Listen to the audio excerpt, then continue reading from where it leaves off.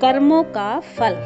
एक बार देवऋषि नारद अपने शिष्य तुम्बरु के साथ कहीं जा रहे थे। गर्मियों के दिन थे। एक प्याऊ से उन्होंने पानी पिया और पीपल के पेड़ की छाया में बैठे ही थे कि अचानक एक कसाई वहां से 25-30 बकरों को लेकर गुजरा। उनमें से एक बकरा एक दुकान पर चढ़कर घास खाने के लिए दौड़ पड़ा। दुकान शहर के मशहूर सेठ शागालचंद सेठ की थी। दुकानदार का बकरे पर ध्यान जाते ही उसने बकरे के कान पकड़कर उसे मारा। बकरा चिल्लाने लगा। दुकानदार ने बकरे को पकड़कर कसाई को सौंप दिया और कहा कि जब बकरे को तू काटेगा तो इसका सिर मुझे देना, क्योंकि यह मेरी घास खा गया है। देवऋषि नारद ने जरा सा ध्यान लगाकर देखा और जोर से हंस पड़े। तुम्बरु पूछने लगा, गुरुजी आप क्यों हंसे?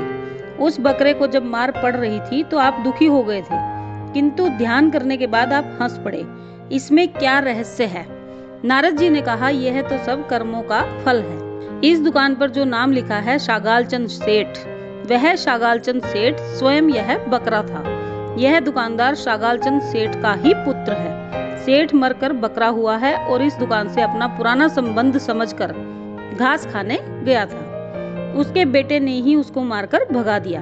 मैंने देखा कि 30 बकरों में से कोई दुकान पर नहीं गया। इस बकरे का पुराना संबंध था, इसलिए यह गया।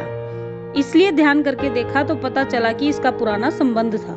जिस बेटे के लिए शागालचंद सेठ ने इतना कमाया था, वही बेटा घास खाने नहीं देता और गलती से खा ली तो सिर मांग रहा है।